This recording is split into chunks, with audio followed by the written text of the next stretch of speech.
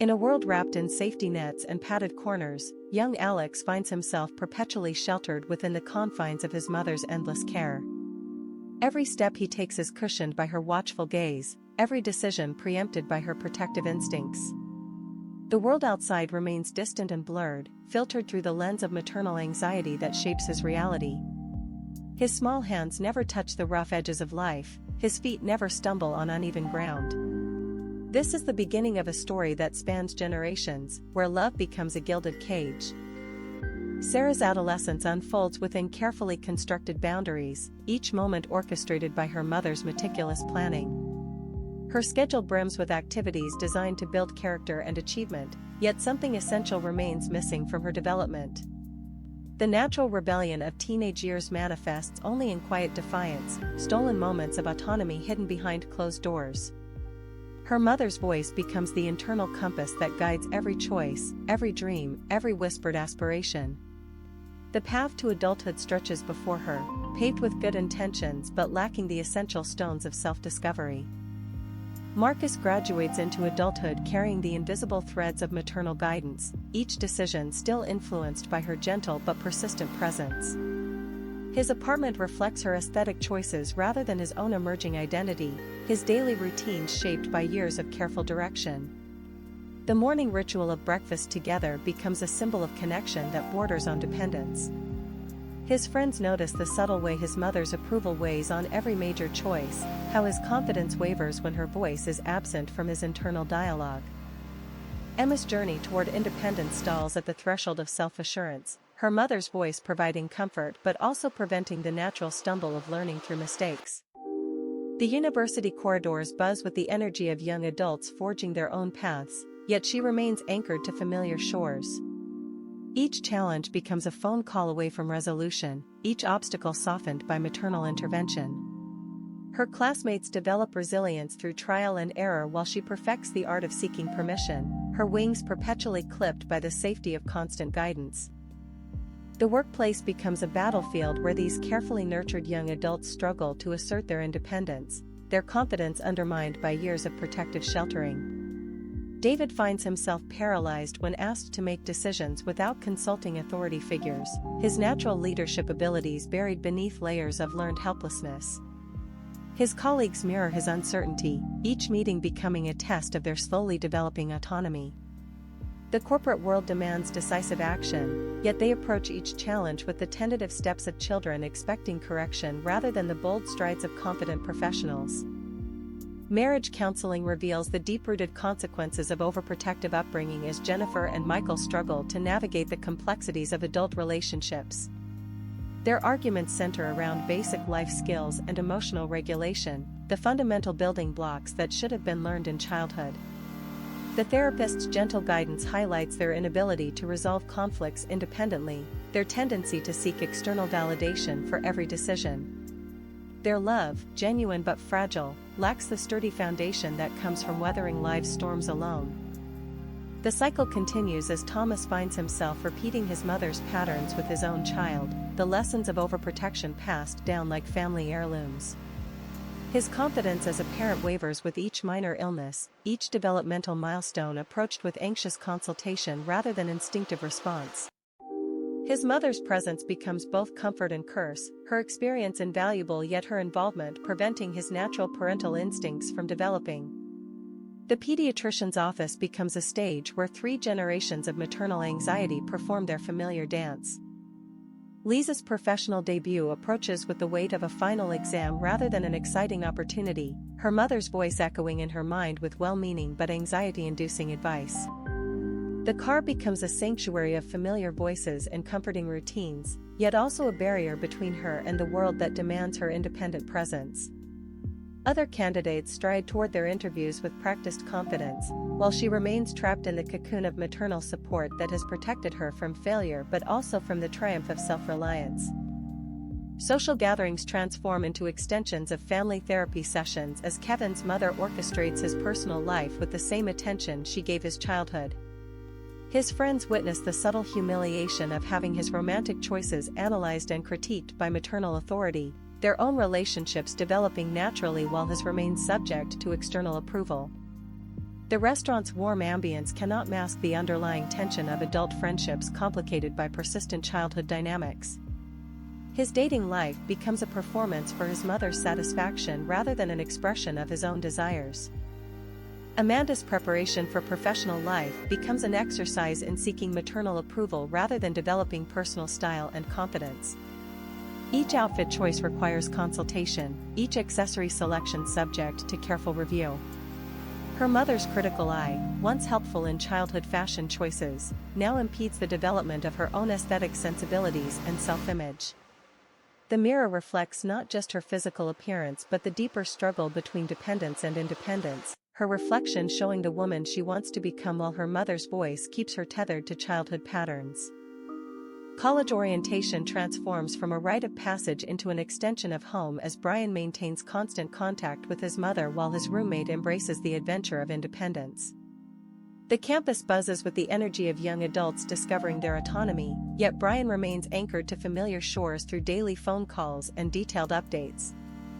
His mother's voice provides comfort in this new environment but also prevents the natural process of adaptation and self-reliance that defines the college experience.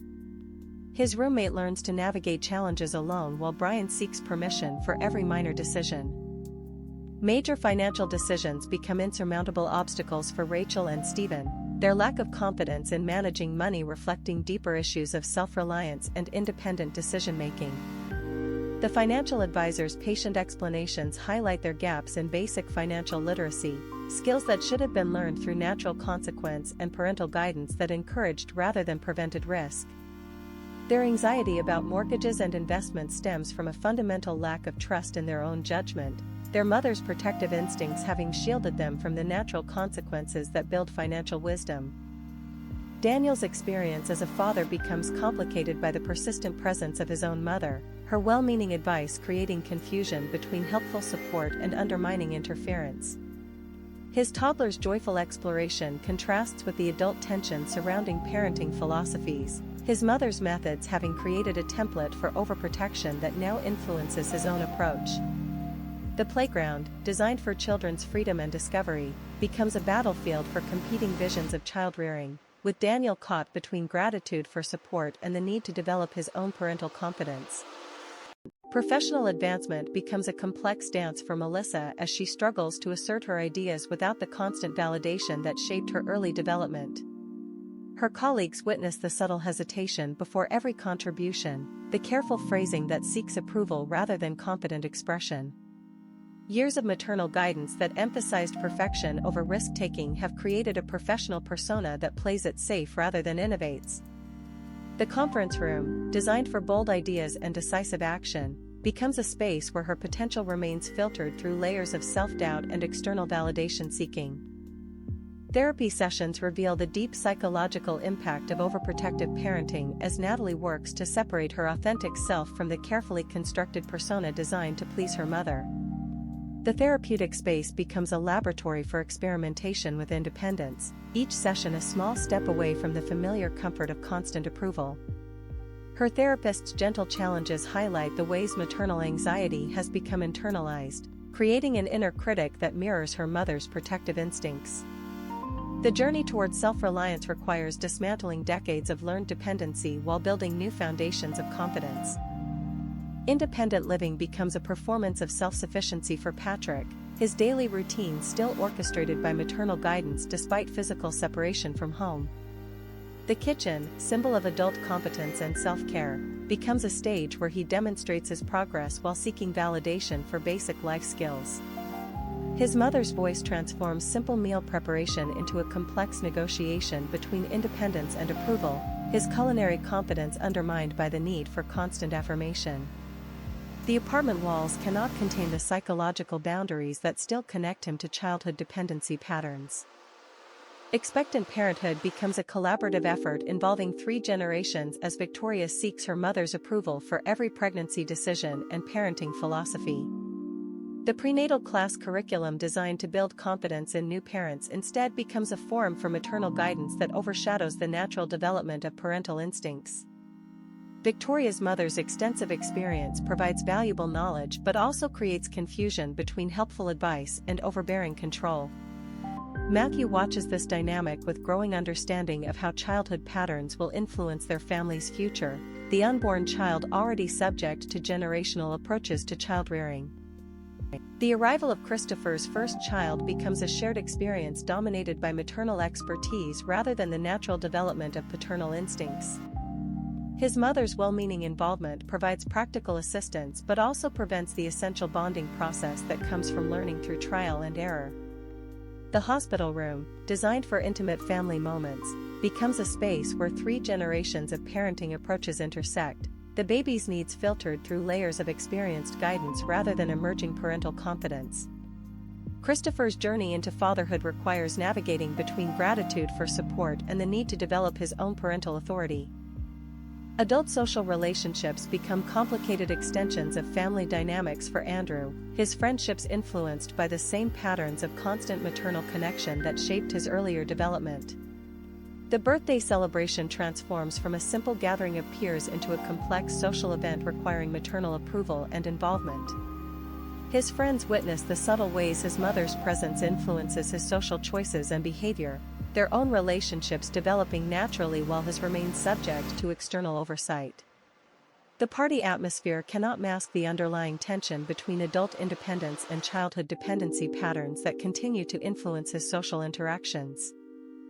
Major life decisions like homeownership become overwhelming challenges for Sophia, her excitement about adult achievement tempered by anxiety about making choices without maternal approval.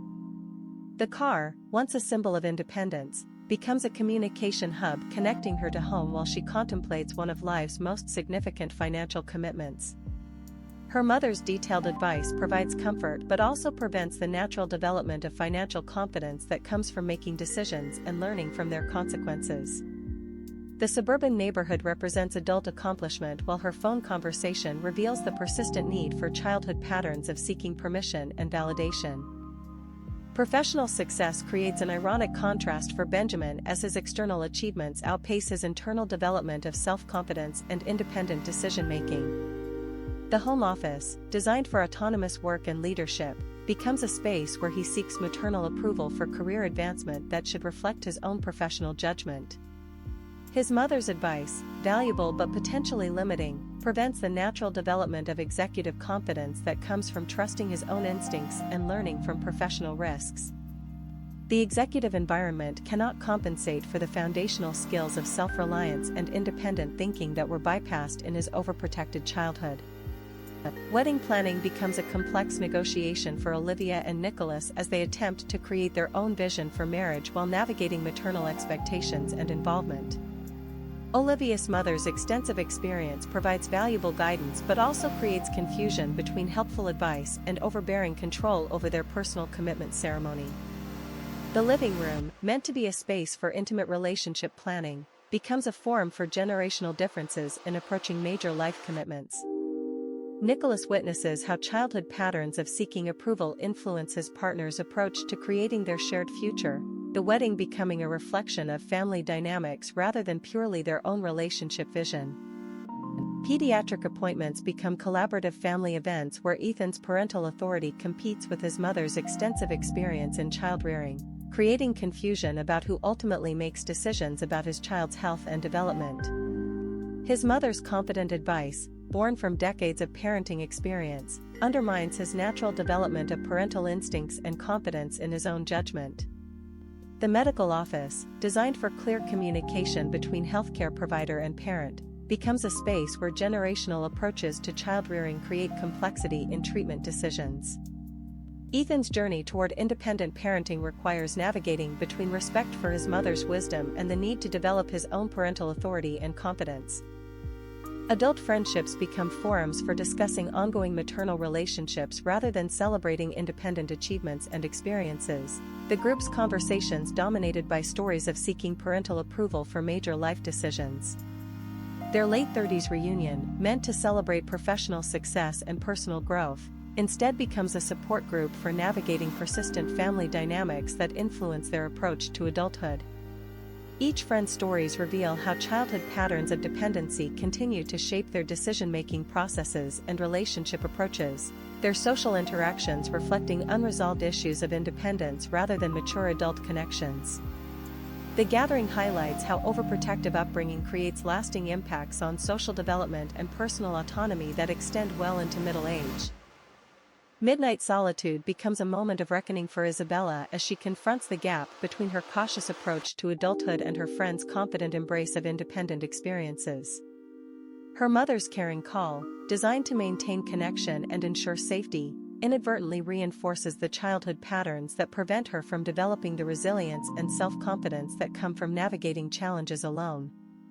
The apartment walls cannot contain her internal struggle between the security of maternal protection and the natural human need for autonomous growth and self-discovery. Her phone screen becomes a window into the world of independent adulthood that remains just beyond her reach, her journey toward true autonomy requiring the courage to step beyond familiar shores. The mountain trail becomes a metaphor for Luca's journey toward authentic adulthood, the physical challenge representing the psychological courage required to break free from patterns of overprotection that have shaped his development. His mother's concerned call, born from love and experience, embodies the comfort of childhood dependency while simultaneously preventing the natural process of building confidence through independent risk-taking. The hiking gear represents his preparation for autonomy while his phone conversation reveals the persistent need for maternal approval and safety confirmation. The mountain path ahead requires not just physical strength but the emotional courage to trust his own judgment and embrace the uncertainty that builds true self-reliance, his journey toward maturity demanding the difficult step of stepping beyond the familiar cocoon of overprotective love.